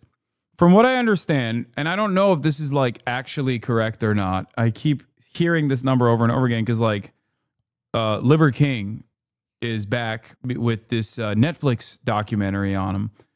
And apparently he was able to generate $100 million of revenue with all the fucking, with all of the shit that he was selling. Does that mean he made $100 million pure cash? No, of course not. But that's one guy. And even if his profit margins were like 2% or 3%, he's still, you know, I mean, that's $100 million in net revenue, chat. That's just net. That is just the total amount of revenue generated. I suspect that his profit margin was slim, which is a good amount of money for like a much smaller operation. Okay. Or not net. It's gross. Sorry. I can't believe I said net revenue. It's gross. It's gross revenue. Yes, I meant it's gross revenue. Thank you for correcting me. My point is, he was just a fucking TikToker. He wasn't like an entire media operation. Like he had at max like 10 people that he was paying. And then also the additional, you know, on the commerce side, I'm sure that's like a self-sustaining business to a certain degree. These guys, on the other hand, are definitely not raking in the dough with a much, much, much larger operation. Speaking of those razors, I want to go on a little tangent here. I managed to find out where these razors are coming from. Originally, they were being manufactured in China, but in a recent commercial for Jeremy's razors, there's this little production. We moved our manufacturing out of China. According to TradeMo, a website that tracks international supply chains, Bentkey Ventures, the LLC that owns the Daily Wire, imported $1.84 million in products from a company called Dorco Co. Limited, which is a Korean company that specializes in manufacturing and selling razors. I went on the Dorco website to try and figure out which of their models was being resold by the Daily Wire, and I'm pretty sure that this handle comes from the TRA 4000 or TRD 5000 models. But what's more important than that is the Dorco razor blades are readily available from other retailers, and usually for a lot less. An 8-pack refill of razor... That's so awesome. Yeah. The markup is because not woke. That's what it is. ...blades from Jeremy's razors costs you $22, while if you were to order those same blades from Amazon, a 16 refill cartridge set will cost you $27. Or if you want a handle on each of those cartridges, you can get a pack of 9 for $21. Or if it's very important for you to support the Daily Wire, I guess you can spend way more money buying those 8-pack refills. The article itself is not that strange, but considering that Boring was the one interviewed for it, it does seem a bit odd that it's highlighting the success that happened to have his face on them, as it's very important for him to be seen as contributing to the financial success of the Daily Wire. This lines up with a lot of Boring's attempt to be the public face of the company, fashioning himself as the God King, starring in expensive commercials for his razors, and he even dropped a single at one point. Jeremy Boring clearly wants people to know who he is and to think that he's doing a great job. On the other hand, if you look at Caleb Robinson, the other Daily Wire CEO, he's almost invisible. He isn't starring in commercials, appearing on public town halls, and he definitely isn't dropping any music on the Daily Wire channel. He seems more content to simply manage the operations of the company without becoming a personality himself.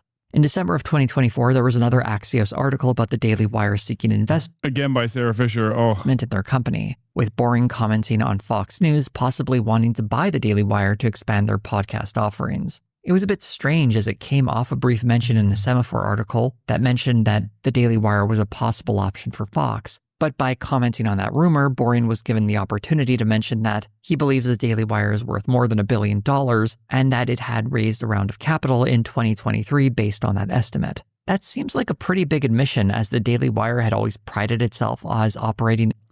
What's funny about this is also, look at this.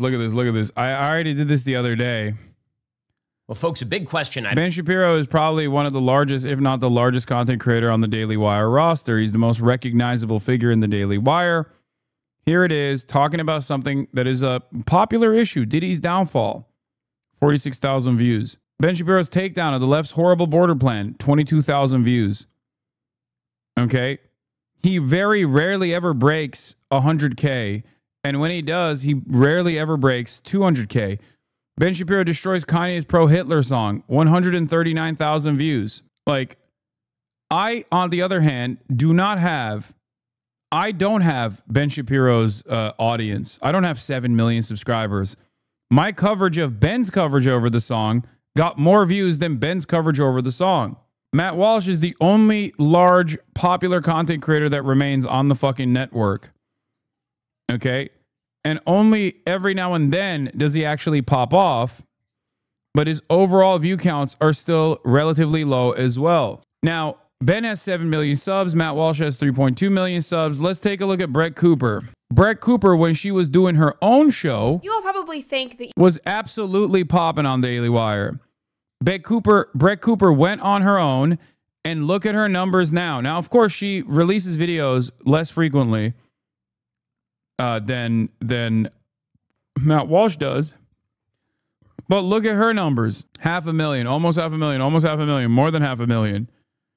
This got, from 2 weeks ago, 1 million views, 1.2 million views. It's all drama. It's all girly pop, but it's girly pop with a nefarious right-wing slant associated with it. And she's able to do that on her own, too. Let's look at Candace Owens now. Candace Owens, 4.2 million, 4.2 million subscribers. Candace Owens, shocking, sinister group behind grocery items. 400,000, 400,000, 900,000, 1.6 million, 1.2 million with Ian Carroll from a month ago. These people are raking in. Oh, fuck. You okay? They're raking in the views. Here, and then last but not least, I'll show you the largest of the right-wing political commentators, Asmongold. Why are these people popping off is a question you might ask yourself. Asmongold from 11 hours ago, 500,000. This fucking guy, 700,000. Someone blew up a fertility clinic, 500,000. I was right. 957,000. I don't know what that was about, but I guess it's about me. Ironic because everybody always says you always talk about Asmongold. And look at this. A new race war just started. 900,000 views. It was about the outfit. Wait, really? Yeah. Expedition from the same hour. Look, anti-woke slop, 500,000 views from 11 hours ago.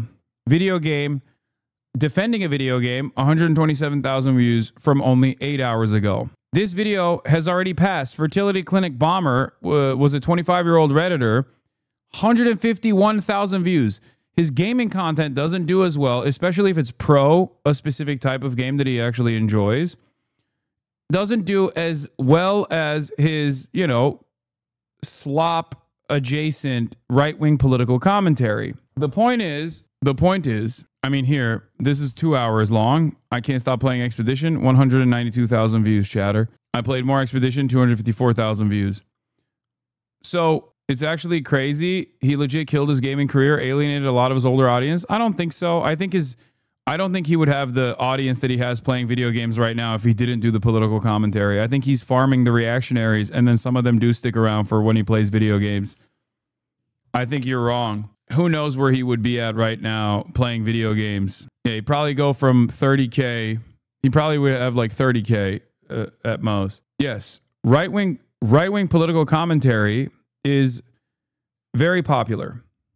Okay, very popular for a specific subsect of watchers, viewers that don't necessarily want to learn the talking points, viewers that don't necessarily care about learning the talking points, or even developing a better understanding of politics, but instead simply want to react to politics from the framework of from the perspective of a guy who also doesn't know too much. Okay. They just want confirmation bias. They don't want the nerdy shit that Ben Shapiro presents. And I think this tide started shifting with Andrew Tate. Andrew Tate is a lifestyle guy with his only introduction to like actual politics as a lifestyle guy, as a guru, basically like a dating coach, was when he was hitting the culture war buttons over and over again. I think in this modern era, people want less of the actual meat, the less of the actual substance, and they want more a guy who is mostly doing cultural critique from a right-wing perspective in a way that is digestible, that has a lot of right-wing opinions baked into it. Because that's what Candace Owens does now, as opposed to what Candace Owens used to do during her Daily Wire tenure. When Candace Owens was at the Daily Wire, I'm willing to bet that her political engagement was far more focused on delivering right-wing talking points. As opposed to now, she basically leans into the culture shit, the Diddy case, or conspiracy theories, mostly revolving around Jewish people and their tricks. That's usually what she does, because she's anti-Semitic. And for Brett Cooper, it's the same. She doesn't engage in the realm of conspiracy as much. Instead, Brett Cooper will cover, again, girly pop nation shit with a right-wing slant. This is what I think the audience wants. The audience wants someone to simply say, this is common sense and confirmation bias, and that's pretty much it. XQ saw Asman's success and tried to dip his toes in right-wing politics, and his Twitter community ripped him to shreds over it. Yeah, because XQC for years and years objectively was an open-minded person. That's the reason why his community immediately fucking yelled at him. He was actually apolitical but empathetic, you know? They want to have something that feels casual to them but reaffirms their views. Exactly. This is a model becoming widespread across subcultures, and it's only going to grow, in my honest opinion. It's like a grift-drift phenomenon to secure the right's money. It's not even the right's money necessarily, but it's also the right's audience. Because there are a lot of people, especially younger audiences, that I think developed resentment to what they assumed was liberal politics, which was represented mostly by not allowing them to go to school and forcing them to wear a mask. And young kids developed a lot of resentment towards that and what they assume is like liberalism, a manifestation of like leftist politics or socialism, whatever. Americans don't really make differences between leftist politics and socialism and the Democratic Party. So that's why I think you see this weird convergence of like the annoying Gamergate sweaty unwashed losers who didn't actually fucking ever grow up, and also much younger fan bases that despise women, are incels, only learned everything by being online. They developed their understanding of the world in very scary circumstances during COVID, when they were sheltered and didn't have the capacity to develop socially through interpersonal communication. And now this is what they require. For those young people, however, they can change. I'm not so certain about older people. Like the NEETs that are 35 to 40 in Asmongold's community, I think they're firmly going to hold on to right-wing politics to a certain degree. But for the young people, I think they can change. I mean, they got their introduction to political discourse came from like the Aiden Ross and the Andrew Tates, and now maybe the Asmongolds of the world. But they will most likely grow up, hopefully. But I look at this stuff all the time to develop a better understanding of what people are responding to. And I think for a lot of people, the tide will change when they finally come to the recognition that Trump is actually not giving them the bounty that they thought they would get from the Trump administration, right? They're just not. They're not going to see that. Just like the older Gen Z developed their political opinions under the Trump administration as a reaction to the Trump administration. They were very woke. Millennials and older Gen Z developed their pre-COVID, the Trump slant, political perspectives against Donald Trump. This is why I say the younger Gen Z are, for the first time, experiencing what it looks like, truly what it looks like as they come into adolescence, what it looks like to exist under the Trump administration. Realize that all of this like anti-trans panic and owning the libs is not actually changing their material conditions, is not actually creating a more positive future for themselves. And once that moment of realization comes, for them, they will have another option. They will seek out alternative forms of political commentary. And that's when they come here. And that's part of the reason why I've been able to maintain an audience, even through the ups and downs, regardless of who's in charge, because I offer an alternative vision for America, an alternative vision for the future that I truly believe in. That's why I maintain this optimism. Independent of financial backing. There might be a clue as to how much money the Daily Wire was raising in 2023, as in October of that year, a filing with the SEC revealed that they were seeking $120 million.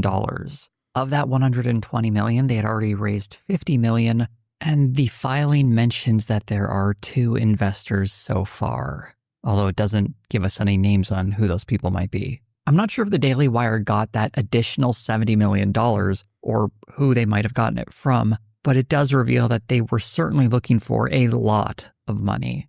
If it's raising capital, it suggests that either the company was on the cusp of expanding or perhaps just really needed the money. Even this whole play of coyly saying that they would be open to being purchased by Fox is another admission that they need an infusion of capital, that either they're looking to expand or that money. Who do you think are the investors? We know who they are. They're the Wilkes brothers, Ferris Wilkes, and the other one, it's the Koch brother that remains. These are the open funders of Daily Wire that gave the Daily Wire millions of dollars in its inception. Might be tight.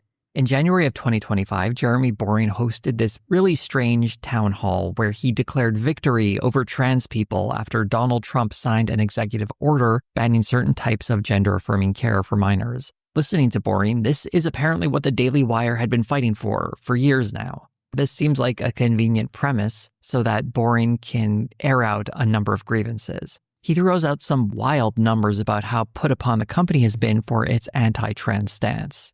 The total cost of the additional shadow banning and removing from recommendation engines and inability to retarget the audiences that we weren't able to engage with in the first place, and all the other consequences of our stand on the trans issue are well in excess of $100 million. These numbers are impossible to confirm because these are projections heavily based in speculation. It reads, this is what I mean, by the way. Oh, okay, you banned trans people from athletic competitions. Did your life get any better? The answer to that question will never be yes. Go ask this question to your Zoomer friends or your right-wing friends, okay? The ones that fell down the right-wing radicalization rabbit hole. Are we winning? Are you winning? Did your life improve noticeably or dramatically? Do you feel like you have better job prospects? Do you feel like rent is easy? And the answer is no. Of course it's no. This was a simple distraction, albeit a very harmful one to trans people, which comprise what, 1%? Not even 1% of the entire American population. Constantly dunking on marginalized communities is only an effective tool of organizing until you actually win power. And then when you win power and all of your other promises of economic prosperity don't come to fruition, then people are going to go, okay, well, we dunked on trans people. I thought this was it. I thought this was it. What happened? What? You can say that about literally anything, lol? What do you mean? The person that gets 5th place because a trans swimmer got 4th place is only now getting 4th place. That's not a victory. And that only happens maybe maximum like 10,000 times in a decade. Okay? Do you think that you can build a coherent political movement off of the individual gripes of 10,000 people? A lot of rules that are important don't make my life any better. This is the signature achievement.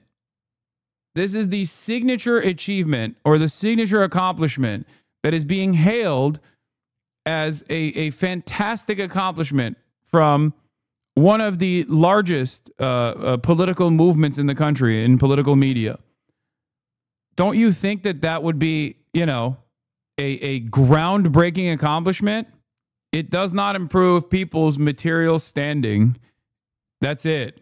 It does not improve your life in any meaningful way because the entire introduction of trans people in sports is simply a mechanism of distraction away from the real issues, like being able to make rent, okay? Having better job prospects, better pay, better wages, better benefits. These are the real things that people struggle with. But the more Republicans make you think about trans people in sports or whatever, the less you think about those other issues. As an explanation as to why the Daily Wire is not earning as much money in January of 2025 as it did in January of 2024 or January of 2023, trying to emphasize that the only reason... Dude, I'm gonna tell you right now, when you hear something like that and you say based, that doesn't, like, your life is still awful. You know that, right? Like, deporting 20 million migrants is not going to make you a more fuckable person, okay? Your crush is still never going to talk to you. You're still a pathetic loser, and your family most likely is embarrassed, and that's why they don't tell you when they're having family gatherings.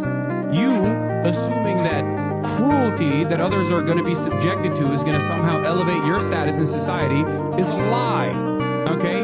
Fix your own damn self, instead of fantasizing about the state enforcing violent mechanisms against those who are more marginalized than you are. Yep. Dude, on this, by the way, I don't even remember this, but fucking time to hit it with a repost. And this has happened is because Facebook limited their reach, or that YouTube has demonetized a channel or some videos. Not mentioning the very obvious problem of letting go popular hosts or investing heavily into entertainment divisions that have had very limited appeal. Boring gets to the point right here. Taser face! The courage of our convictions to stand up when others were not standing up, that maybe that audience would have our back. And yes, that did redound to our benefit. Bandit MD, thank you. Not to the price of the hundreds of millions of dollars that we've been denied. This is what this whole town hall was all about. So he could complain that while it's true they make money off of anti-trans media, it's really unfair that they're not making even more money off of that. The ironic thing is, if this topic were less controversial and simply a statement of fact, no one would be paying money to watch a documentary to say something everybody always believes in. The controversy is what made the money to begin with. Pretending like they should be earning more is a misunderstanding of what it means to take a stance on any issue that is contentious. Of course, there's going to be blowback, and if you're not willing to accept that, it doesn't sound like you understand the risks inherent with running a business like that. This whole town hall sounds like a man trying to explain why his company doesn't have any money. And he's trying to emphasize that it isn't because of his bad business decisions, rather, it's because of all the enemies they've made for taking a moral stand. In this case, the moral stand of spreading anti-trans propaganda. It all just comes across as desperate. And the comments below this video are going after Jeremy Boring in a way that's pretty surprising, and it reveals how little faith even the Daily Wire audience has in this guy. About 2 months later, the Daily Wire laid off several staff members and Jeremy Boring resigned, really emphasizing how bad the company was doing financially. In spite of all of this bad news, Ben Shapiro is still insisting that the Daily Wire is in great shape. As somebody who looks at the balance sheet, I can tell you that that is certainly not the case. We are healthy, we are growing, we are thriving, and we have extremely big moves that we are looking forward to making this year. What else is he going to say? That his company is in dire straits as executives step down and employees are laid off? Whatever morale there may be at Daily Wire needs to be kept up somehow.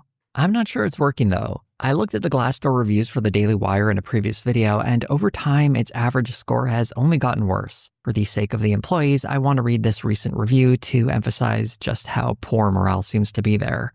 Pros: trauma bonding with your coworkers. Cons: the VP of Member Experience made employees participate in a 9/11 game of hangman during a mandatory meeting. Leadership and HR is completely corrupt. Bad leaders stay in power through blackmail on executives' talent, constantly outsourcing to the Philippines for cheaper labor. This company does not uphold any values that are spoken about on their shows. The only god here is money and power.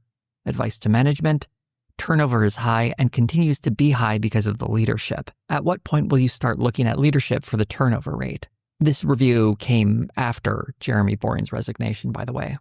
To anyone currently watching this video right now, I hope it doesn't come as a surprise to you that you're doing an unusual, for all its success is about niche topics that appeal to a limited audience. Although I do fairly well, there are creators who do much better, and even among them, their audience reflects a small fraction compared to the mainstream. To expand beyond that audience would require someone to completely change the sort of videos they make.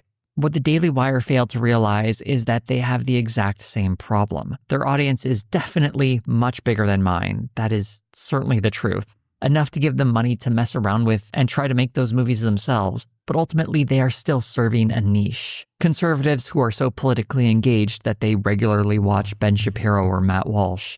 There are enough people like that to keep a more modest conservative media company afloat, but certainly not enough to create a company that was hoping to one day rival Disney or some other major production company. They were grossly overestimating the power of their reach and how compelling their ideas are. And now it looks like they are in some trouble. That said, I don't really think the Daily Wire is destined for ruin. It's certainly at a low point, even if Ben Shapiro tries to say otherwise. But one major asset conservative media companies have is a nearly endless number of backers willing to open their wallets to keep things going. The only drawback might be that, since the Daily Wire is such a big operation, some investors might scoff at the high price tag to keep it running. That could be another reason why they got rid of so much staff. By ending its failed kids' entertainment experiment, they might be hoping to find new investors to give them a new influx of cash. I have no doubt they'll probably have some announcements later in the year that are meant to make their company look like it's actually doing fantastic. But until they actually release numbers to tell people otherwise, we could only really guess that they're spending money that they don't have or making investments that will never come to fruition. Regardless, I'll try to keep a close eye on the company just in case they do have a reversal of fortunes and suddenly are doing much better than they appear to be at this moment. I'll probably have that update when the company finally drops the Pendragon cycle, because I still think that thing might actually come out at some point. I don't think a company spending millions upon millions of dollars on its production are going to let it just sit on a shelf. I think is that Florence Pugh? But if anyone, am I crazy? No, right? Okay. Am I wrong for thinking that? Am I wrong? She kind of looks like her. No, that's Florence Pugh. Okay, calm down. If anyone from the Daily Wire is watching this and wants some advice about how they can turn their fortunes around so the company won't go broke, I would suggest you guys consider going woke. One thing I didn't really mention in this video because it's kind of hard to measure is that a portion of the Daily Wire's audience seems very unhappy with the commentary coming from some of its hosts, specifically Ben Shapiro and his unwavering support of Israel.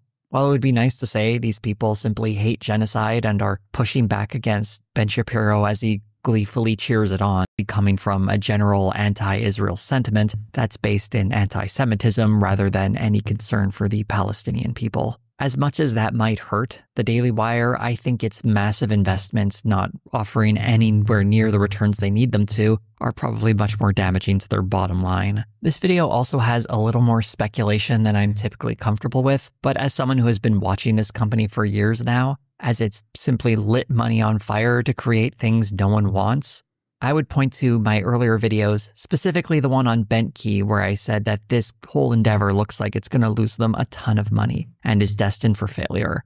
And I'm curious to how this is going to turn out, though, because while I think it's probably going to get worse before it gets better, it's always possible that things could turn around if something dramatic happens. If you'd like to see something dramatic happen on this channel, such as more great videos like this,